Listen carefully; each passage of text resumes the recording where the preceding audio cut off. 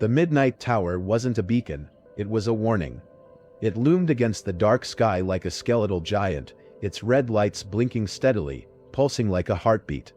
The hum of its machinery wasn't loud, but it was constant, a low drone that seemed to settle into your chest if you stood still for too long. I had been staring at it for a few minutes, the faint ache in my ribs intensifying with each second, as I debated whether I had made the right choice coming here. The job listing had been a godsend, or so I thought at the time. A night shift technician role, minimal interaction with others, decent pay, and an opportunity to rebuild my life in relative peace. That last part had sold me more than anything. After the whirlwind of the past year, my career in tatters, friendships gone sour, and memories I would do anything to escape, I needed solitude more than anything. And this isolated tower on the outskirts of Flagstaff, Arizona, seemed like the perfect place to start over. The hiring process was quick. Too quick.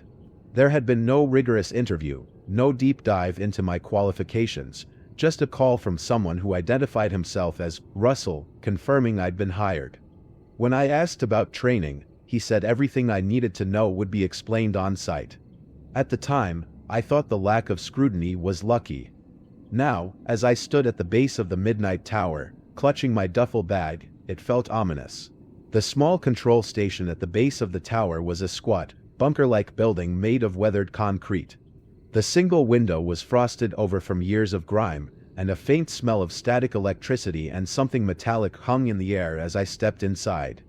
The interior was cramped but serviceable, a long desk covered with outdated equipment and monitors, a filing cabinet shoved into the corner, and a tiny break room in the back with a microwave and a steamed coffee maker. It was just as grim as I expected. Perfect. Welcome to the Midnight Tower. The voice startled me, and I turned to see a wiry man in his late 50s standing near the far wall. His name tag read Russell, but his tired eyes and the deep lines on his face told me he was ready to leave this place behind. "You're Catherine Miller." "Kate," I corrected automatically. He nodded, his gaze flitting past me to the tower through the window. "You'll be fine here. The work isn't hard. Just monitor the equipment, fix what you can, and call for backup if it's beyond your skills. You'll be on your own most nights. That's fine by me." Russell gave a thin smile that didn't quite reach his eyes. "Good. Just follow the guidelines in the equipment locker." "What guidelines?" "You'll see," he said, his voice dropping. "And whatever you do, don't ignore them. People who ignore them don't last here." That was when I noticed his hands were trembling. Russell left shortly after, mumbling something about needing sleep. I barely noticed his departure, too focused on unpacking my things and familiarizing myself with the equipment. Everything was old, bulky dials and knobs, clunky monitors, and an operating manual that looked like it hadn't been updated since the 80s. The work seemed straightforward, though. Monitor the signals, keep the transmissions running, and maintain the tower. Easy enough. It wasn't until I opened the equipment locker that I found the laminated sheet of rules. Rules for technicians. Rule number 1, don't repair anything between 3:33 a.m. and 4:33 a.m. Rule number 2, if the signal frequency jumps to 666 kHz, immediately shut down the system and leave the control room. Rule number 3, if you hear static followed by faint whispering, do not respond. Rule number 4, always acknowledge the voice on the intercom at exactly 2:22 a.m., no matter what it says. Rule number 5, if you see a figure standing beneath the tower, turn off the lights and lock the doors until it leaves. The rules were typed in a font so pristine it felt at odds with the worn state of everything else in the station. There was no signature, no explanation, just a single note at the bottom: breaking these rules will bring consequences beyond your understanding. I laughed nervously, trying to shake off the growing unease. It had to be a prank. Every workplace had its quirks, and this was probably some inside joke among the techs who'd worked here before me. Still, I folded the sheet and tucked it into my bag instead of tossing it. My first shift passed uneventfully. The hum of the tower was strangely soothing, and the solitude was a welcome reprieve. By the time my shift ended at dawn, I felt cautiously optimistic about the job. The rules stayed tucked away in my bag, their ominous tone fading from my mind. That optimism didn't last. By my second night, I would learn that the rules weren't a joke. And the Midnight Tower was far more than just a job. My second night started as uneventfully as the first, though I had an uneasy feeling that I couldn't quite shake. The hum of the tower was louder tonight, or maybe I was just noticing it more. I busied myself by inspecting the equipment, meticulously checking each monitor and dial, trying to immerse myself in the work. It was a habit I'd developed over the years, a way to drown out unwanted thoughts. But tonight, the hum seemed to creep into the spaces between my thoughts, growing louder in the moments I tried to ignore it. The rules from the laminated sheet lingered in the back of my mind. I hadn't needed to follow them the first night, and I hoped I never would. Still, I found myself glancing at the clock more often than necessary, especially as 2:22 a.m. approached. The first time it happened, I nearly jumped out of my skin. The intercom buzzed sharply, its static filling the small control room like a living thing. It was loud, crackling, and harsh, cutting through the silence and the hum of the tower. I froze, staring at the intercom speaker mounted near the desk. For a long moment, nothing else happened. Then, faintly, a voice came through. "You're not alone, are you?" The voice was low, almost guttural, and carried a strange echo that made it feel like it was coming from somewhere much farther than the intercom. My pulse quickened as I remembered the rules. Rule number 4, always acknowledge the voice on the intercom at exactly 2:22 a.m., no matter what it says. I glanced at the clock. 2:22 a.m. on the dot. My throat felt dry. "Noted," I managed to say, keeping my voice steady. The moment the words left my lips, the intercom went silent.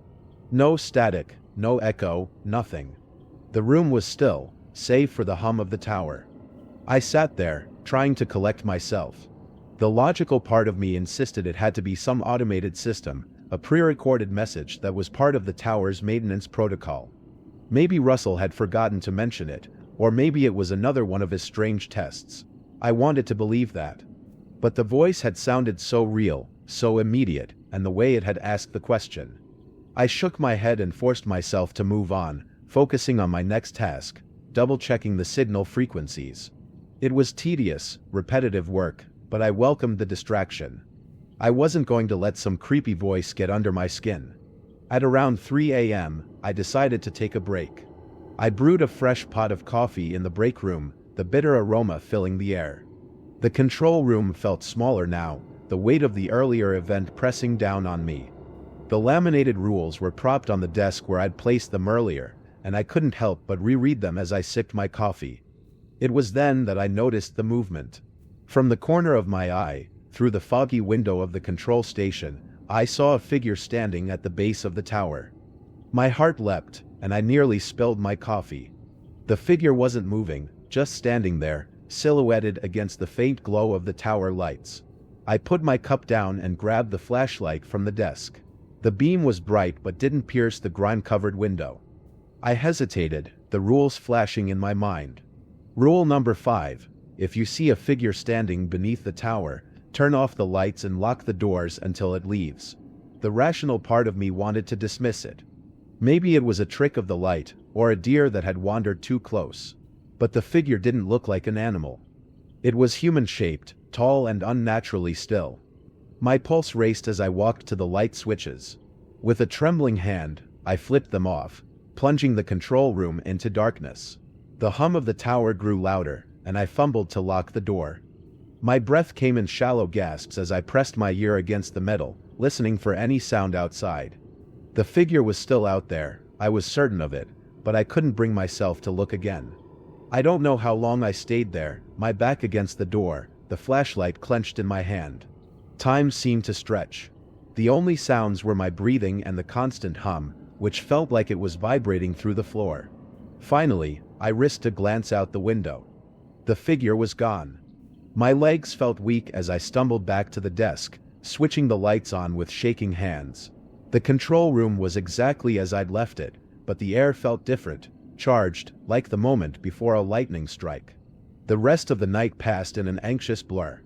I couldn't focus on my tasks, couldn't stop checking the clock and glancing at the window. By the time my shift ended, I felt like I had aged a decade. The sight of the first rays of dawn was the most beautiful thing I'd ever seen. As I locked up the control room and walked to my car, I glanced back at the tower one last time. The red lights blinked steadily, and the hum seemed to follow me even as I drove away. I told myself it was just my imagination. But deep down, I knew this job wasn't going to be as simple as I had hoped. The third night at the Midnight Tower began with a heavy sense of dread, one I couldn't shake no matter how many deep breaths I took or how methodically I approached my tasks. I kept telling myself I had gotten through the first 2 shifts without breaking any rules. As long as I stayed cautious and followed the list, I would be fine. But the unease was there, like a faint tremor beneath my skin. By the time I stepped into the control room, it felt like the hum of the tower had intensified since the previous night. The vibration seemed deeper, resonating in my chest and making the air feel heavier. I flicked on the lights, did my standard equipment checks, and tried to focus on the rhythm of the tasks. The laminated rules were still on the desk, their presence an unspoken warning. I glanced at them more often now, as though they were a talisman keeping the unknown at bay. Midnight passed uneventfully, though my nerves were on edge, and every small sound made me jump. I busied myself with organizing the outdated manuals stacked in the corner of the room, distracting myself from the feeling that I was being watched. The monotony of flipping through faded pages worked for a while, but the sensation of eyes on me lingered. At 1:45 a.m., I decided to review the tower's frequency logs, a task I'd put off the previous nights. I pulled up the data on one of the old monitors, scrolling through the recent activity. Most of the numbers were standard, steady transmissions within the expected range. But then I noticed an anomaly. 2 nights ago, around the time of the strange intercom message, the frequency had spiked momentarily to 666 kHz. My stomach churned as I stared at the numbers. Rule number 2. If the signal frequency jumps to 666 kHz, immediately shut down the system and leave the control room. I hadn't even realized it had happened that night. If it had occurred while I was distracted, could it happen again without warning? The room felt colder suddenly, and I pulled my jacket tighter around me. The possibility of missing something critical annoyed me, but I pushed the fear down, focusing on the task at hand. I couldn't let paranoia cloud my judgment. Around 2:10 a.m., the intercom buzzed again, snapping me out of my thoughts. I braced myself, counting down to 2:22 a.m. Sure enough, the voice came through right on time, low and distorted. "Do you see it yet?" it asked this time. My throat tightened, but I remembered the rule. "Noted," I replied, my voice steady. The intercom fell silent, leaving me alone with the hum of the tower. I sat motionless for a while, my mind racing with questions. What was I supposed to see? Was it connected to the shadowy figure from the previous night? At 3 a.m., the tension in the room was palpable.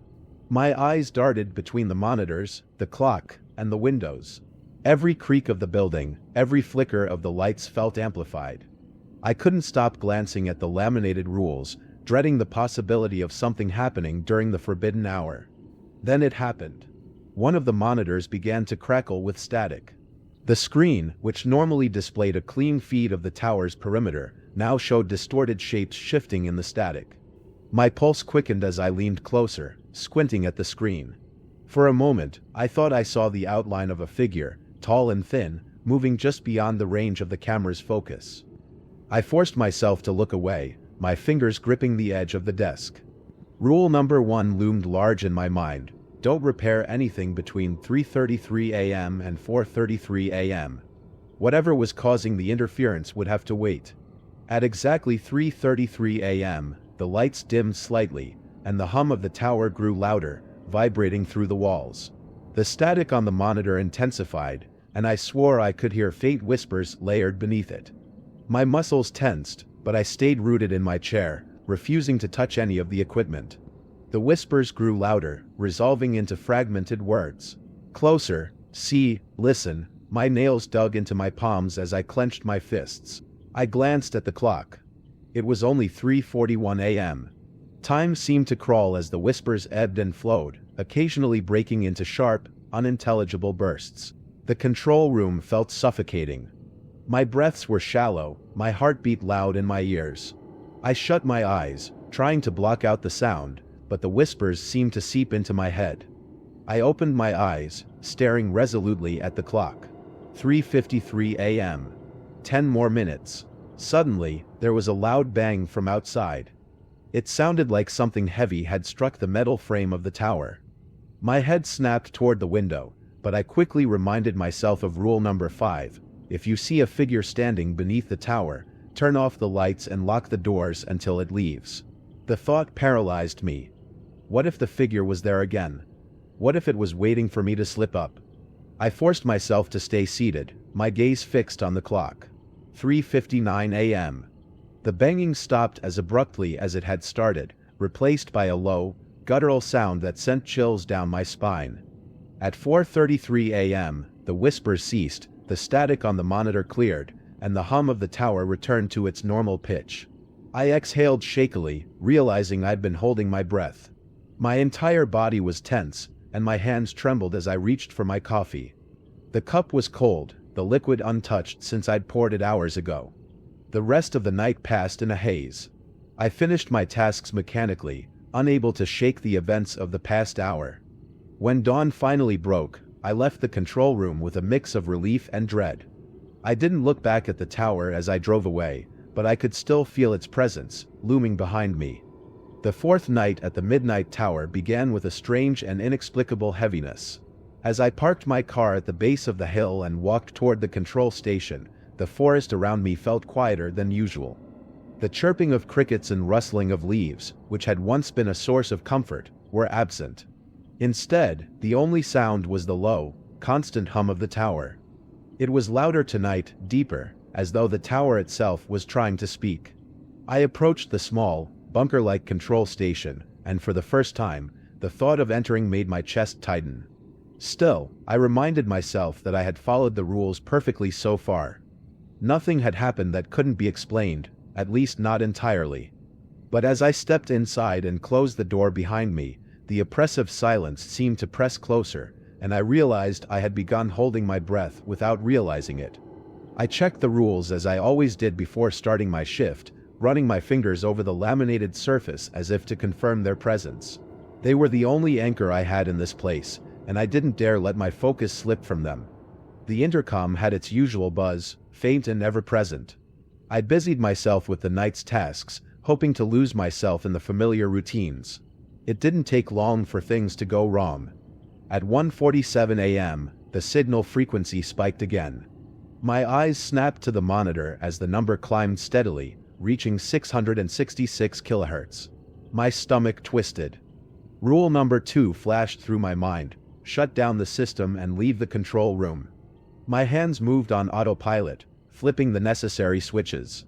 The hum of the tower changed pitch, as though reacting to my actions, and for a moment, I thought I heard faint laughter crackling through the static. I grabbed my flashlight and exited the control room, the cold night air biting at my face. The gravel crunched underfoot as I distanced myself from the station, trying to steady my breathing. Standing at the edge of the forest, I felt the unsettling sensation of being watched, but I refused to turn around.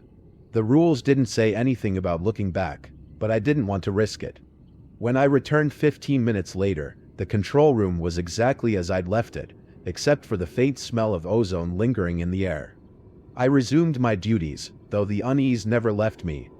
Every time the monitors flickered, I tensed, expecting something, or someone, to appear. At 2:22 a.m., the intercom buzzed again. The voice this time was clearer, more distinct, though no less chilling. "They know you're here," it said. My throat tightened, but I responded as the rules instructed: noted. The silence that followed was deafening, and I couldn't help but wonder who they were. The hours dragged on, and the control room felt more like a trap than a sanctuary. I was hyper-aware of every sound, every shadow that passed outside the windows. At 3:03 a.m., the static returned to one of the monitors, distorting the feed of the tower's base. I forced myself to look away, focusing instead on the clock. The forbidden hour was approaching, and I needed to prepare myself. When 3:33 a.m. arrived, the tower seemed to come alive. The hum deepened, resonating in my chest, and the lights flickered erratically. I remained in my chair, gripping the edge of the desk as shadows danced across the control room walls. The static on the monitor grew louder, and for a brief moment, I thought I saw my own reflection staring back at me through the distortion, except the eyes weren't mine. The whispers started again, faint at first but gradually growing louder. They weren't words this time, just a low, mournful wail that seemed to seep into my bones. I shut my eyes, willing the hour to pass, but the sound didn't stop. It pressed against my ears, surrounding me in an inescapable cocoon of dread. When the clock finally struck 4:34 a.m., the room fell silent. The hum returned to its usual low pitch, and the shadows receded. I let out a shaky breath, my body trembling from the tension of the past hour. I had made it through another night, but the toll it was taking on me was becoming unbearable. Later, as I was organizing the equipment locker, I discovered something I hadn't noticed before: a small, leather-bound journal tucked behind a stack of dusty manuals. The cover was worn, the edges frayed, and the pages inside were filled with cramped, hurried handwriting. I recognized the name scrawled on the first page: Henry Grayson, a former technician whose disappearance had been mentioned in one of the articles I'd read. The entries were fragmented, written in a frantic tone that made my skin crawl. Grayson described the same rules I had been following, but he added details that weren't on the laminated list. "The shadows aren't just shadows," one entry read. "They're waiting for you to break the rules. They feed on defiance." Another passage caught my attention: "If you ever feel the hum change, leave immediately. It means he's close." Who was he? The captain? Some kind of entity connected to the tower? The questions swirled in my mind, but I didn't have time to dwell on them. The journal's final entry was smeared with what looked like dried blood. It read, "I heard him tonight. He whispered my name." I didn't answer. I'm not sure it matters. I closed the journal, my hands shaking. Whatever had happened to Grayson, I knew one thing for certain: I couldn't afford to let my guard down. The rules were more than just guidelines, they were a lifeline. And if I wanted to survive, I had to follow them to the letter. By the time dawn broke, I was exhausted but determined. I locked the control room and walked back to my car, the journal tucked under my arm. As I drove away from the tower, the weight of its presence lingered in my mind. Something was changing, and I could feel it pulling me deeper into its grasp. As the nights at the Midnight Tower stretched on, the air seemed to grow heavier with each passing shift. Returning to the tower felt less like arriving at a workplace and more like stepping into the jaws of a predator, willingly offering myself up. The hum that vibrated in my chest never left, even when I was miles away from the tower. It followed me, lingering at the edge of my awareness like an unspoken threat. The journal I had discovered consumed my thoughts during the day, its cryptic warnings looping through my mind. Grayson's final entries hinted at an intelligence behind the phenomena, something aware and malevolent. I spent hours trying to decipher the implications of his notes, poring over each sentence as if the answers to my survival were hidden between the lines. I made photocopies of the pages, unwilling to take the original journal home. Something about it felt like an extension of the tower, a tether that could follow me if I let it. When I arrived for my fifth night, the forest felt different. The towering pines that bordered the gravel road loomed closer than usual, their branches clawing at the night sky. The air was colder than it should have been for spring, biting at my exposed skin as I exited the car and approached the control station. The door creaked louder than usual, as though protesting my entry. I began my shift by running through my checklist. Despite the encroaching dread, I found comfort in the routine. Checking the monitors, verifying the transmission signals, and logging minor equipment malfunctions were small but grounding tasks. However, as I moved through the motions, I couldn't shake the feeling that something was watching me. At 2:14 a.m., the hum shifted again.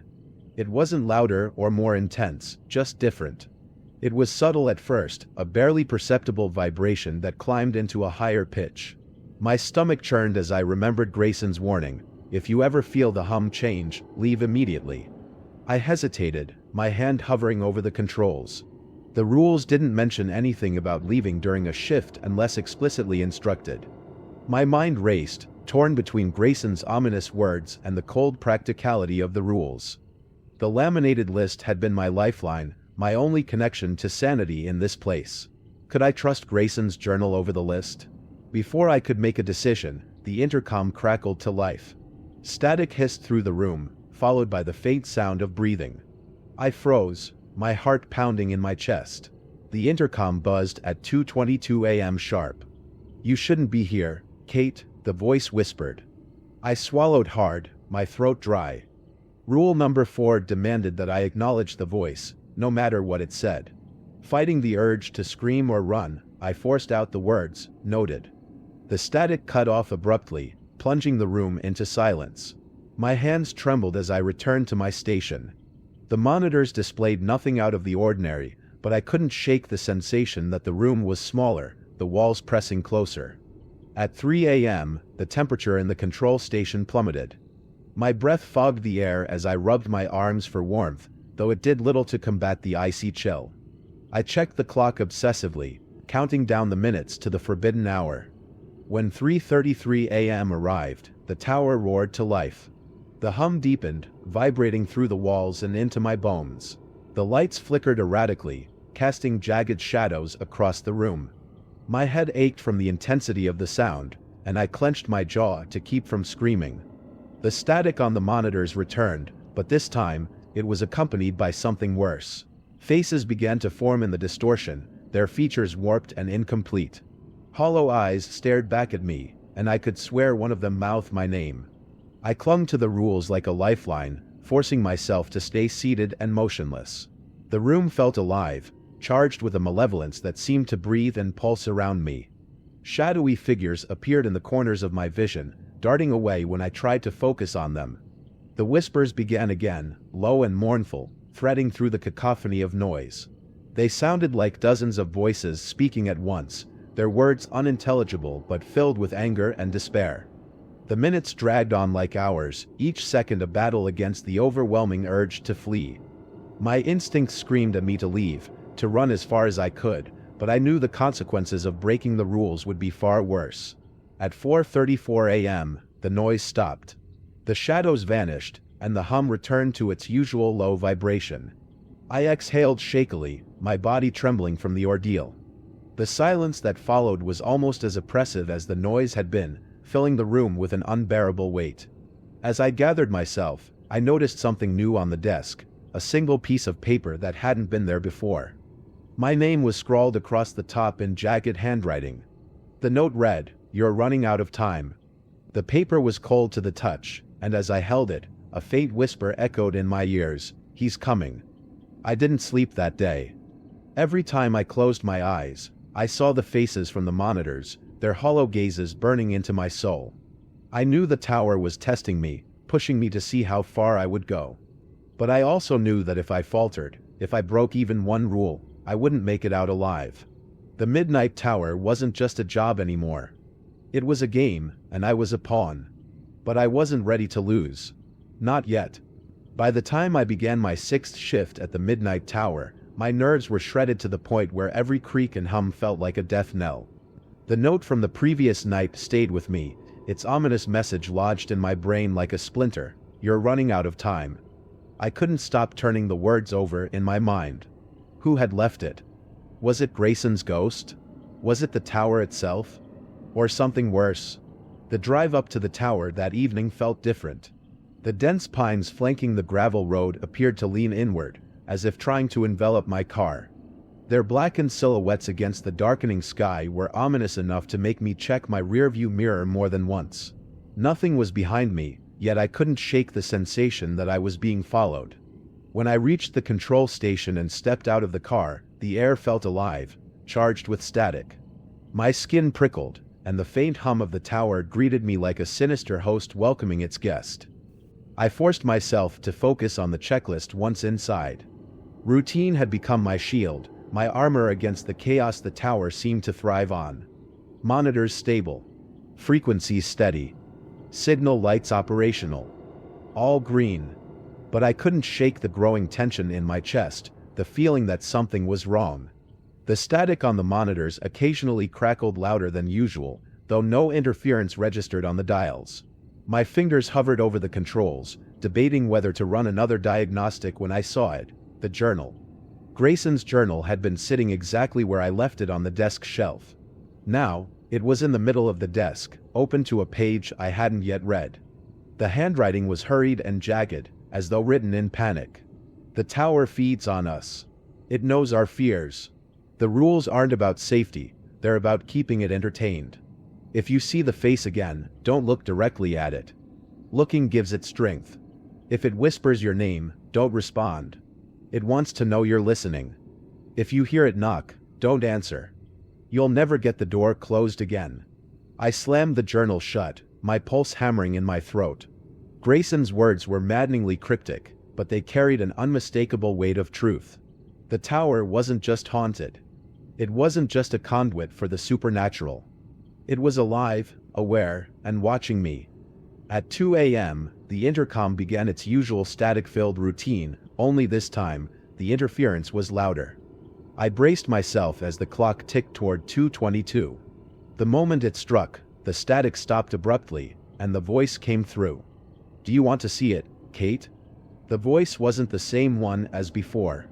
It was deeper, smoother, almost inviting. For a brief, terrifying moment, I felt the urge to respond, to say yes. But I knew the rules. "Noted," I whispered, my voice trembling. The static returned, filling the room with its oppressive hiss. I exhaled shakily and resumed my rounds, grateful that rule number 4 had been satisfied. Yet the voice's question lingered in my mind. "Do you want to see it?" What was it? At 3:20 a.m., the air in the room began to thicken, becoming heavy and oppressive. My ears popped, and the hum of the tower grew into a low growl.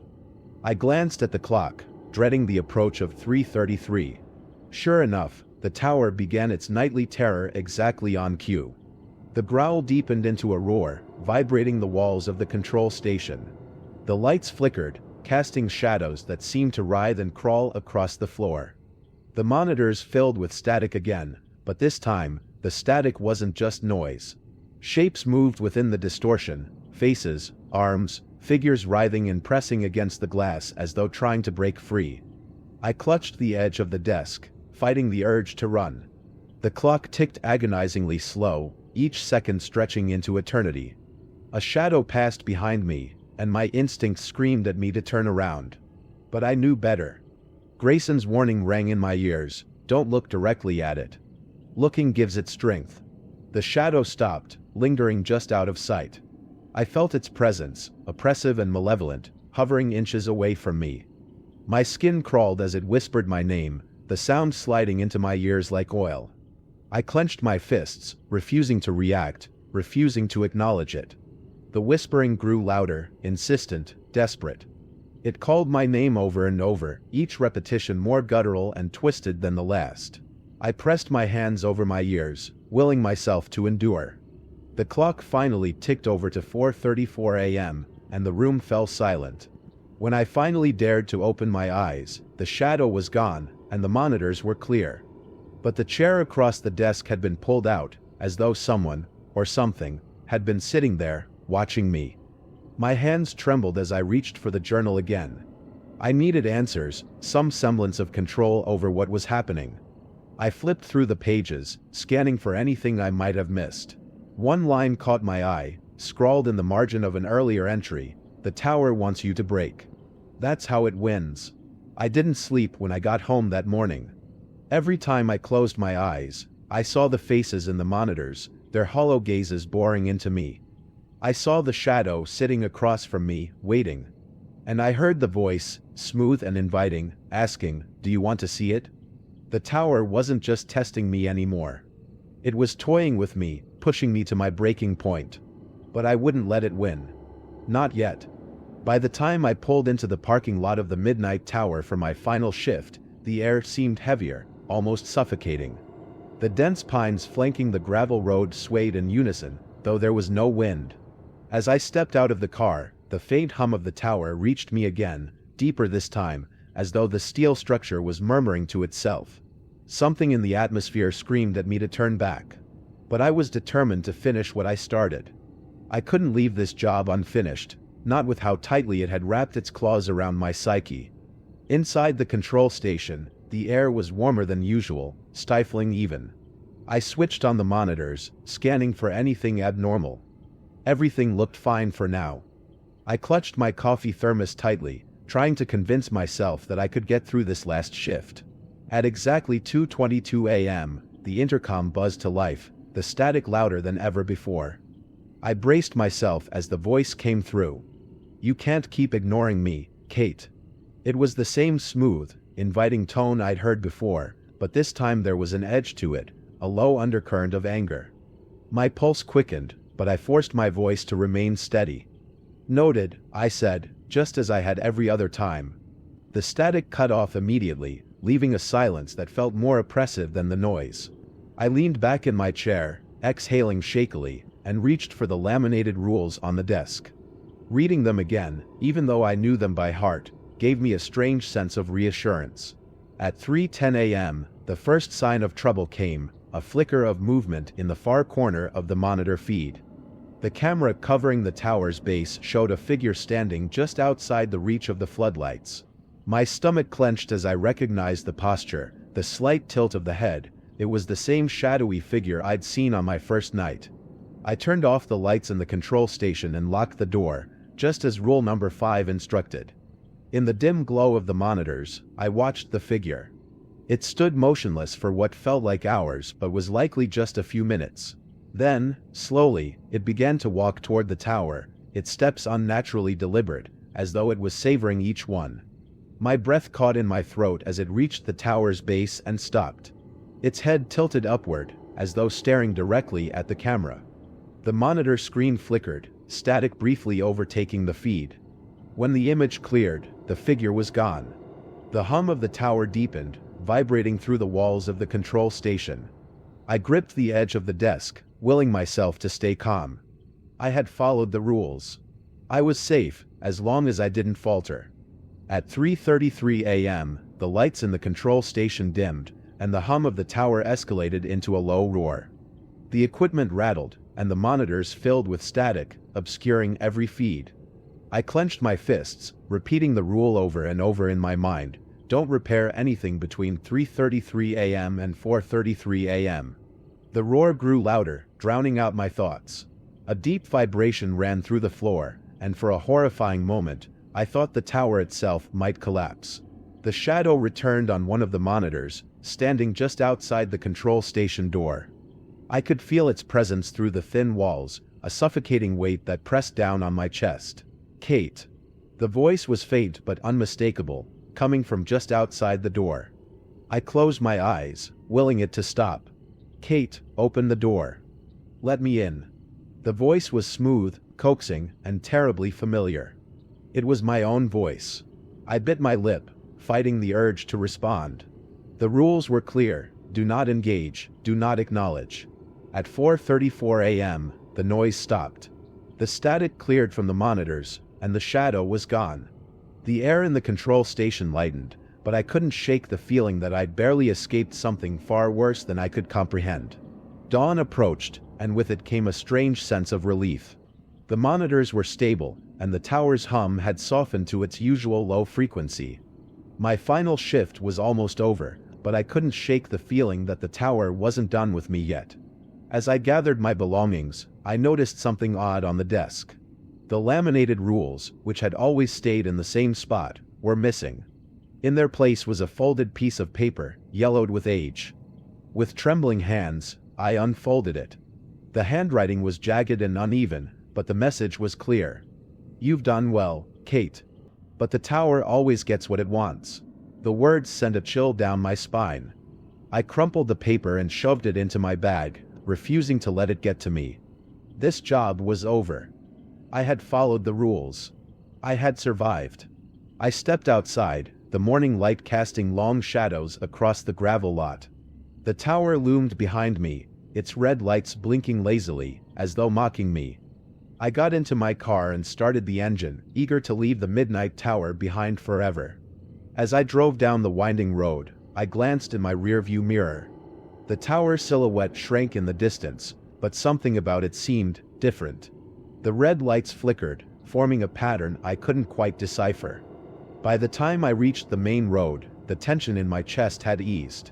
I rolled down the window, letting the cool morning air wash over me. It was over. I had escaped. But when I arrived home later that day, I found something waiting for me on my kitchen table, the laminated rules. I froze, my breath catching in my throat. I was certain I hadn't brought them with me.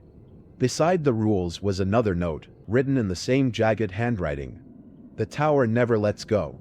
See you soon. The faint hum of static filled the air, and I turned toward my radio. It was off, yet the sound grew louder, a whispering undertone threading through the static. My name,